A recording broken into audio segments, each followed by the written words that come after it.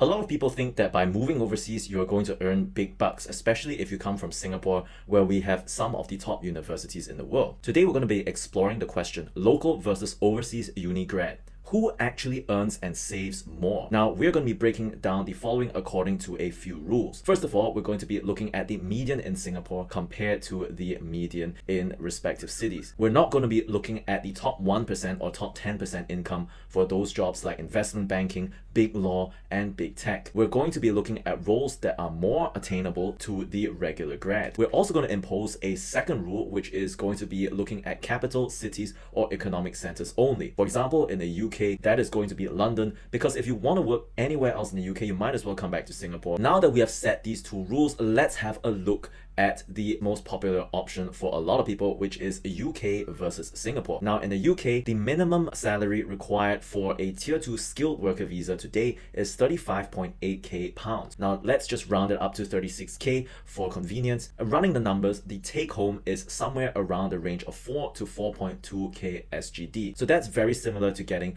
around 5k gross in Singapore. Meanwhile, the average grad in Singapore is going to be taking home around 3.4k after CPF. So it looks like the overseas option seems to be more worth it, right? Well, not so fast, because this actually fails to address the fact that CPF is actually still your own money. It's not just thrown away like national insurance. You can still use it to purchase things like housing, service your mortgage, so on and so forth. So really, you have to add back the 800 to round back out to your 4.2k. Tax is basically negligible on a 4.2k a month salary. And on top of that, the employer is paying you additional CPF of around $700 as of the time of recording this video. So really, you're getting more like 4.9k per month of equity, most of it being take home. On top of this, we are also forgetting to count things like rent, which can easily eat up the equivalent of 1.5 to 2k SGD in the UK, leaving you with about a disposable income of 2 to 2.5k SGD. We're also forgetting silly things like council tax, which adds up to a couple of hundred extra.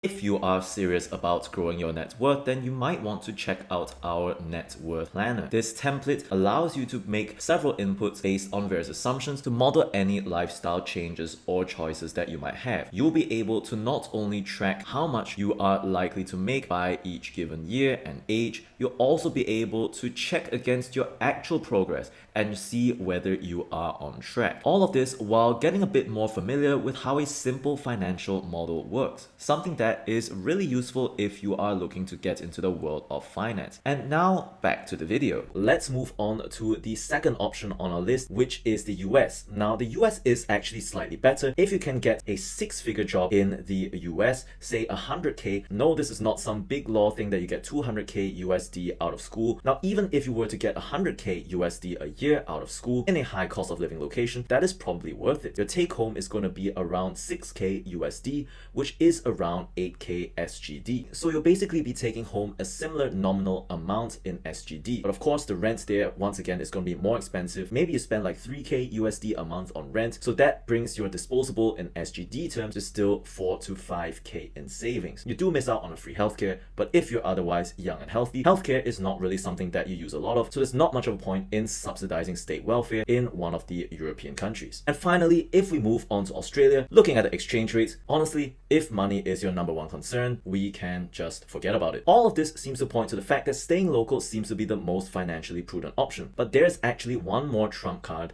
that the overseas grads have, which is the ability to leverage the higher gross income overseas to negotiate back home. From the earlier examples, you can tell that the gross amount for the UK and US options are both higher than what you would likely get here in Singapore, largely due to the fact that they're compensating for higher tax rates. So for Asians looking to return to this region of the world and perhaps work in places like Singapore, this may allow you some leverage to negotiate a higher base to start with. Do note, however, that this will only work for some industries, sectors, and roles. Some examples include things like M&A, investment banking, structured finance, or even things like strategy consulting. These are areas that are largely concentrated in Western centers of influence, such as London and New York. So a lot more activity in these fields happens in these cities, and also there are going to be a lot more vacancies. So you might actually have a higher chance of landing one of these roles to begin with if you're already overseas and studying there. And since you will be dealing with global markets, with global manpower, these sectors and specific roles are also more likely to be on an international international pay scale. So if you move back to this region of the world in Asia, your salary should be comparable on gross based on my own experience of moving back to this region. What do you think? Does this fit with your own experience?